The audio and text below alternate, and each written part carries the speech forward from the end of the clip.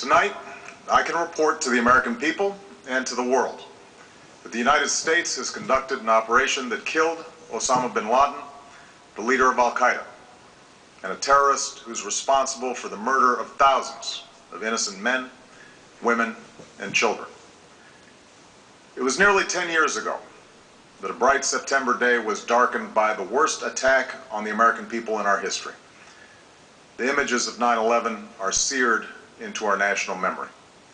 Hijacked planes cutting through a cloudless September sky, the Twin Towers collapsing to the ground, black smoke billowing up from the Pentagon, the wreckage of Flight 93 in Shanksville, Pennsylvania, where the actions of heroic citizens saved even more heartbreak and destruction.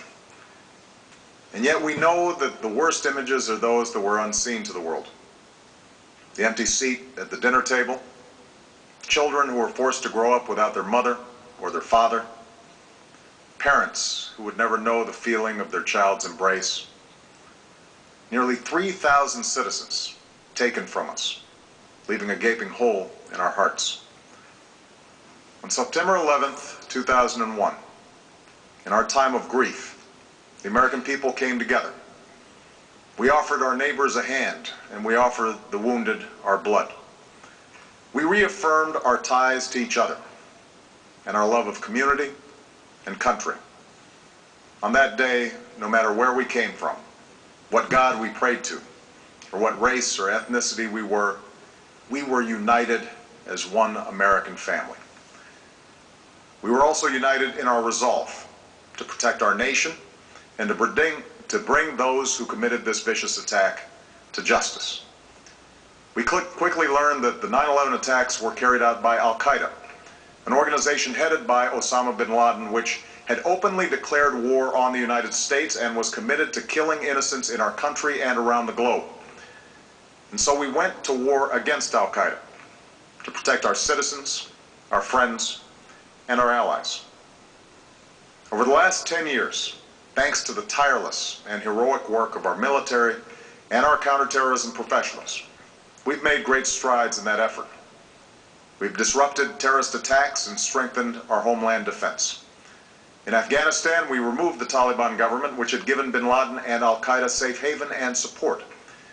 And around the globe, we worked with our friends and allies to capture or kill scores of Al-Qaeda terrorists, including several who were a part of the 9/11 plot.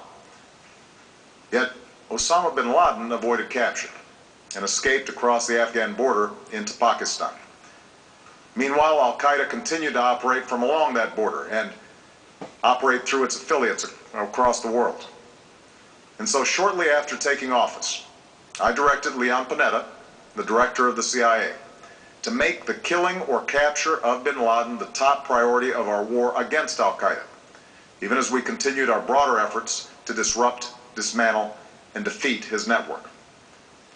Then, last August, after years of painstaking work by our intelligence community, I was briefed on a possible lead to bin Laden. It was far from certain, and it took many months to run this thread to ground. I met repeatedly with my national security team as we developed more information about the possibility that we had located bin Laden hiding within a compound deep inside Pakistan. And finally, last week, I determined that we had enough intelligence to take action and authorized an operation to get Osama bin Laden and bring him to justice. Today, at my direction, the United States launched a targeted operation against that compound in Abbottabad, Pakistan. A small team of Americans carried out the operation with extraordinary courage and capability. No Americans were harmed. They took care to avoid civilian casualties. After a firefight, they killed Osama bin Laden and took custody of his body. For over 2 decades, bin Laden has been Al-Qaeda's leader and symbol, and has continued to plot attacks against our country and our friends and allies. The death of bin Laden marks the most significant achievement to date in our nation's effort to defeat Al-Qaeda. Yet his death does not mark the end of our effort. There is no doubt that Al-Qaeda will continue to pursue attacks against us. We must, and we will, remain vigilant at home and abroad. As we do, we must also reaffirm that the United States is not and never will be at war with Islam. I've made clear, just as President Bush did shortly after 9/11, that our war is not against Islam. Bin Laden was not a Muslim leader. He was a mass murderer of Muslims. Indeed, Al-Qaeda has slaughtered scores of Muslims in many countries, including our own. So his demise should be welcomed by all who believe in peace and human dignity. Over the years, I've repeatedly made clear that we would take action within Pakistan if we knew where bin Laden was. That is what we've done. But it's important to note that our counterterrorism cooperation with Pakistan helped lead us to bin Laden and the compound where he was hiding. Indeed, bin Laden had declared war against Pakistan as well and ordered attacks against the Pakistani people.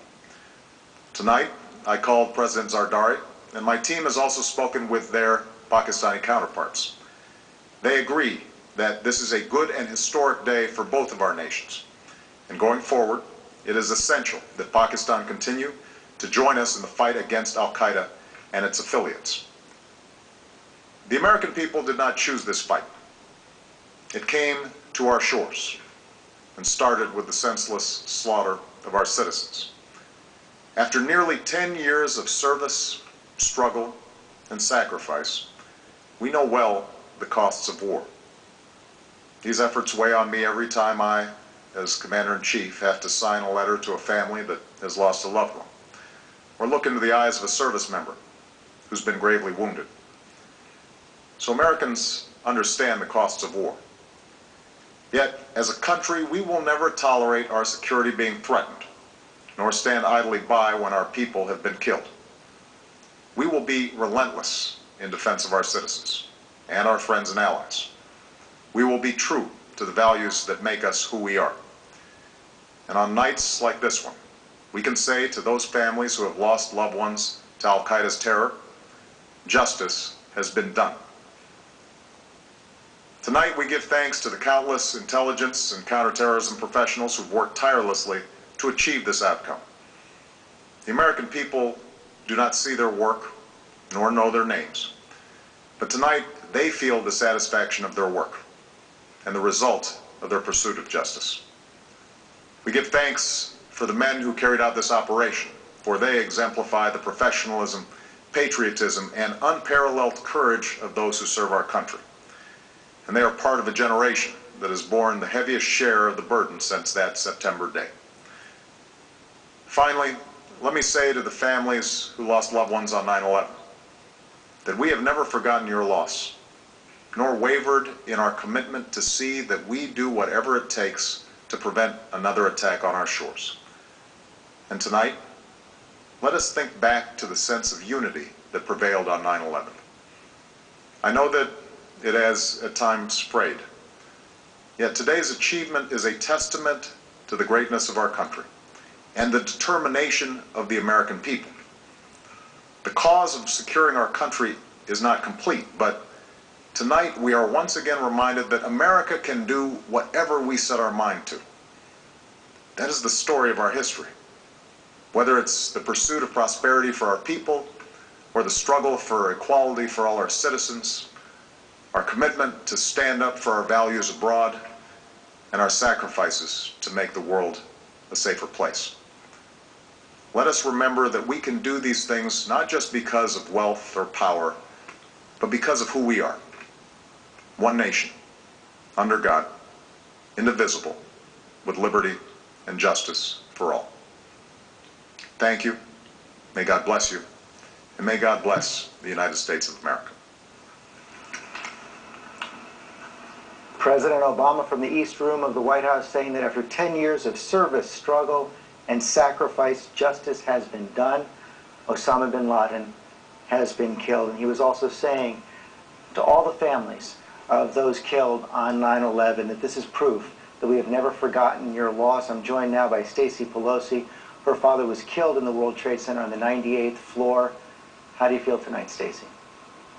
It's a little shocking. I'm trying to process it all. You know, it's been 10 years, and I just never thought that this kind of closure was in the cards for me. I never thought that we would get justice. And so while I'm cautiously optimistic, I'm a little nervous that there might be some sort of retaliation. I'm overjoyed that America pulled it together and we got it done.